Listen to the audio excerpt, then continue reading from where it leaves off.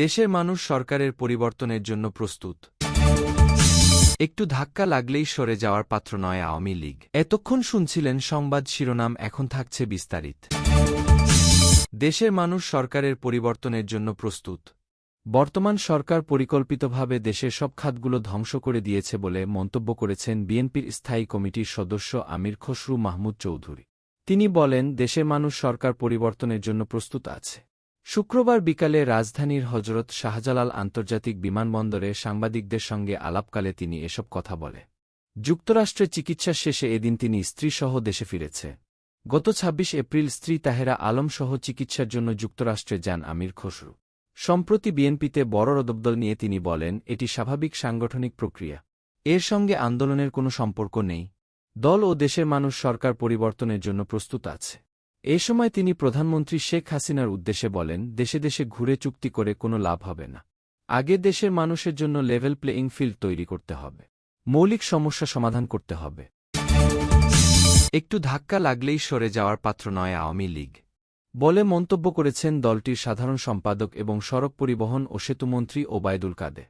তিনি বলেন, যারা আন্দোলনের হুমকি দিচ্ছেন, পরিষ্কারভাবে বলতে চাই, আমাদের ক্ষমতার উৎস বাংলাদেশের জনগণ। কচু পাতার উপর শিশির বিন্দু আওয়ামী লীগ নয় যে একটু টোকা লাগলেই পড়ে যাবে। আওয়ামী লীগের ৭৫তম প্রতিষ্ঠাবার্ষিকী উপলক্ষে আজ শুক্রবার বিকেলে বর্ণাঢ্য শোভাযাত্রার উদ্বোধনী দেওয়া ভাষণে এ কথা বলেন তিনি। এ সময় বিএনপির সমালোচনা করে ওবায়দুল কাদের বলেন, আন্দোলন করবেন, ২৮ অক্টোবরের মতো পালিয়ে যাবেন না তো? বিএনপির আন্দোলন ভুয়া, বিএনপির নেতৃত্ব দফা ভুয়া। এই ভুয়া দলের ভুয়া আন্দোলনে জনগণ নেই, আগেও ছিল না, ভবিষ্যতেও থাকবে না। যে আন্দোলনে জনগণ নেই সেই আন্দোলন নয়। আওয়ামী লীগ মাথা নত করার দল নয় উল্লেখ করে সেতুমন্ত্রী বলেন, আজকে যে চক্রান্ত চলছে এটা আওয়ামী লীগকে হটানোর জন্য কি না এটা ভেবে দেখতে হবে। আজকে আন্দোলনের নামে যদি আবার আগুন নিয়ে মাঠে নামে খুনের রাজনীতি করেন, আওয়ামী লীগ তার জবাব দিতে প্রস্তুত আছে। নেতাকর্মীদের গুজবের বিষয়ে সতর্ক থাকার আহ্বান জানিয়ে আওয়ামী লীগ সাধারণ সম্পাদক বলেন, সাবধানে থাকবেন, সতর্ক থাকবে। ফখরুল্লাহ আজ গুজব ছড়াচ্ছে, আওয়ামী লীগের বিরুদ্ধে ঢালাওভাবে গুজব ছড়াচ্ছে। পুলিশের ওপর আক্রমণ করছে, সেনাবাহিনীর প্রতিও তাদের সেই মতলব আছে। তারা আজকে গুজব ছড়িয়ে আওয়ামী লীগকে দুর্নীতিবাজ দল বানানোর চক্রান্ত চলছে। সরকারকে পরাজিত করতে হবে তীব্র আন্দোলনে। দলের নেতাকর্মীদের উদ্দেশ্য করে বিএনপি মহাসচিব মির্জা ফখরুল ইসলাম আলমগীর বলেছেন, জনগণকে সংগঠিত করে তীব্র আন্দোলন করে আওয়ামী লীগ সরকারকে পরাজিত করতে হবে। সোমবার দুপুরে ঢাকা রিপোর্টার্স ইউনিটিতে বিএনপির প্রতিষ্ঠাতা জিয়াউর রহমানের ৪৩তম মৃত্যুবার্ষিকী উপলক্ষে কৃষক দল আয়োজিত আধুনিক কৃষি, অভিন্ন নদীর পানি আগ্রাসন এবং জলবায়ু ভারসাম্যহীনতা রোধে জিয়ার ভূমিকা শীর্ষক আলোচনা সভায় প্রধান অতিথির বক্তব্যে তিনি কথা বলে। দেশে ফ্যাসিবাদ কায়েম হয়েছে বলে মন্তব্য করে বিএনপি মহাসচিব বলেন, এখন আমাদের লক্ষ্য যেমন করে হোক বর্তমান সরকারকে সরিয়ে ফেলতে হবে। এর জন্য পথ একটাই, ঐক্যবদ্ধ আন্দোলন। তাই সবাইকে আন্দোলনের জন্য প্রস্তুত থাকতে হবে। নরেন্দ্র মোদীর নেতৃত্বে ভারতে নতুন সরকার গঠনের বিষয়ে প্রতিক্রিয়া ব্যক্ত করতে গিয়ে মির্জা ফখরুল বলেন, প্রত্যাশা করছি, অবাধ ও সুষ্ঠু নির্বাচনের জন্য বাংলাদেশের জনপ্রত্যাশাকে ভারতের নতুন সরকার মর্যাদা দেবে। ভারত নিঃসন্দেহে আমাদের প্রভাবশালী প্রতিবেশী দেশ। আমরা ভারতের নতুন সরকারের কাছে একটাই আশা করব যে, যেভাবে ভারতের জনগণ তাদের প্রতিনিধি নির্বাচন করতে পারে, তাদের নির্বাচন কমিশন যেভাবে স্বাধীনভাবে কাজ করতে পারে, তাদের বিচার বিভাগ যেভাবে কাজ করতে পারে, সেভাবে আমরাও যেন করতে পারি।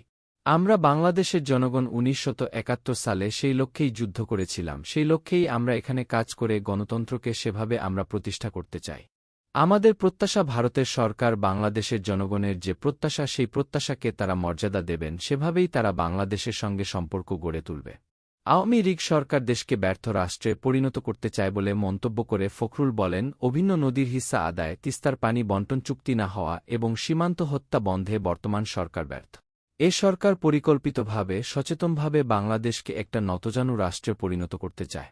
ফখরুল বলেন, রবিবার একটা সামাজিক অনুষ্ঠানে গিয়েছিলাম। সেখানে আমার ঢাকা বিশ্ববিদ্যালয়ের এক পুরনো বন্ধুর সঙ্গে দেখা হল। সে এখন রাজনীতি থেকে দূরে আছে। সে তখন ছাত্রলীগের নেতা ছিল, পরবর্তীকালে আওয়ামী লীগও করেছে, এমপিও হয়েছে। এখন প্রায় ১০ থেকে ১২ বছর ধরে আর রাজনীতির কাছাকাছি নেই। আমি তাকে জিজ্ঞেস করলাম, তুমি রাজনীতি করছ না কেন? সে বলে, কোনো রাজনীতি করব। আমি বললাম, আওয়ামী লীগ করবা। সে বলল, আওয়ামী লীগ কি আওয়ামী লীগ আছে, এটা তো এখন আজিজ আর বেনজিরের আওয়ামী লীগ। এই যে আওয়ামী লীগের একজন নেতার উপলব্ধি যে সে রাজনীতি থেকে চলে গেছে, এটাই বাস্তবতা। তিনি বলেন, আজকে আওয়ামী লীগ সেই আওয়ামী লীগ নেই। যে আওয়ামী লীগ স্বাধীনতা সংগ্রাম করেছিল সেই আওয়ামী লীগে নেই যারা আমাদের সঙ্গে স্বৈরাচারের বিরুদ্ধে লড়াই সংগ্রাম করেছিল। আওয়ামী লীগ যখনই ক্ষমতায় আসে তখনই তাদের শায়নে পরিবর্তন শুরু হয়। সেই পরিবর্তনটা এখন সর্বগ্রাসী হয়ে যাচ্ছে। সরকারের সমালোচনা করে ফখরুল বলেন, দেশে এত উন্নয়ন করেছে যে ঢাকা শহরে আর লোক থাকতে পারছে না। তারা চলে যাচ্ছে গ্রামে। কিন্তু কি দুর্ভাগ্য, গ্রামে ফিরে গিয়েও তাদের কর্মসংস্থান নেই, কাজ পাচ্ছে না। কোথায় কাজ পাবে? দেশে তো কোনো কাজ নেই। আজকে এমন একটা অবস্থা হয়েছে যে সাধারণ মানুষের ক্রয়ক্ষমতা একেবারেই শেষ পর্যায়ে গিয়ে পেছেছে। সরকার যে বাজেট দিয়েছে তা হচ্ছে তাদের লুটপাটের বাজেট। ফখরুল বলেন, দেশে বিচার নেই, কোথাও কোনো ব্যবসা করতে গেলে তার কোনো সুযোগ পাওয়া যায় না, টাকা দিতে হবে, টাকা ছাড়া ঘুষ ছাড়া কেউ কথা বলে না। শিক্ষা ব্যবস্থা কোথায় গিয়ে দাঁড়িয়েছে? ছাত্ররা আবার মাঠে নেমেছে। আমাদের সবচেয়ে বড় যে সংকট তা হচ্ছে আমাদের গণতান্ত্রিক অধিকার, প্রতিনিধি নির্বাচনের অধিকার। কিন্তু ভোটের অধিকারটা এ সরকার কেড়ে নিয়েছে। দেশে ফ্যাসিবাদ কায়েম করা হয়েছে। আমাদের আন্দোলন শীঘ্রই বেগবান হবে। সমমনা দলগুলোর নেতাকর্মীদের উদ্দেশ্যে বিএনপি মহাসচিব মির্জা ফখরুল ইসলাম আলমগীর বলেছেন, যে যেখানে আছেন আসুন সবাই মিলে একসঙ্গে লড়াই করে আমাদের দেশ রক্ষা করি, আমাদের সংবিধান ও দেশের মানুষকে রক্ষা করি। বুধবার দুপুরে ঢাকা রিপোর্টার্স ইউনিটিতে বিএনপির সঙ্গে যুগপৎ আন্দোলনে থাকা বিপ্লবী ওয়ার্কার্স পার্টি আয়োজিত বাংলাদেশের গণতন্ত্রের সংকট উত্তরণের পথ শীর্ষক আলোচনা সভায় প্রধান অতিথির বক্তব্যে তিনি কথা বলে। ফখরুল বলেন, গণতন্ত্রের লেবাসে রাজনীতির কাঠামো শেষ করে একদলীয় শাসন তৈরি করেছে সরকার। এ অবস্থার পরিবর্তনের জন্য তরুণদের এগিয়ে আসতে হবে। তিনি বলেন, আমাদের প্রধান শত্রু হচ্ছে বর্তমান সরকার। এ সরকার দেশের সবকিছু ধ্বংস করে ফেলেছে।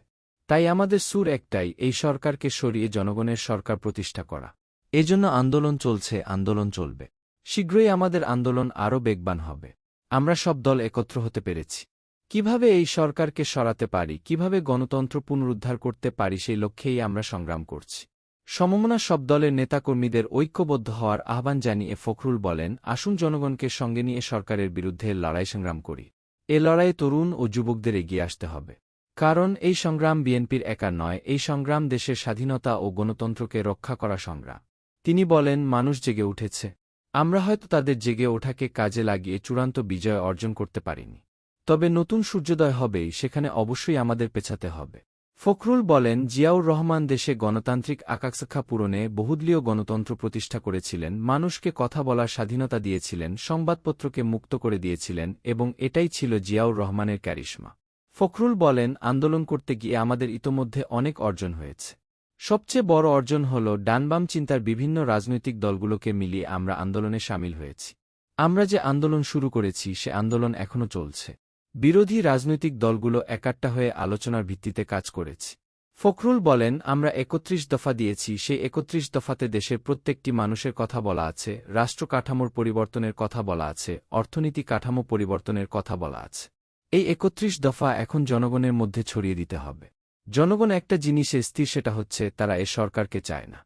এটা আমাদেরকে বিশ্বাস করতে হবে। তাই আমরা কি করে জনগণের ইচ্ছাকে আমরা ইতিবাচক কাজে নিয়ে বর্তমান সরকারকে পরাজিত করতে পারি, সেই কাজটি আমাদের করতে হবে।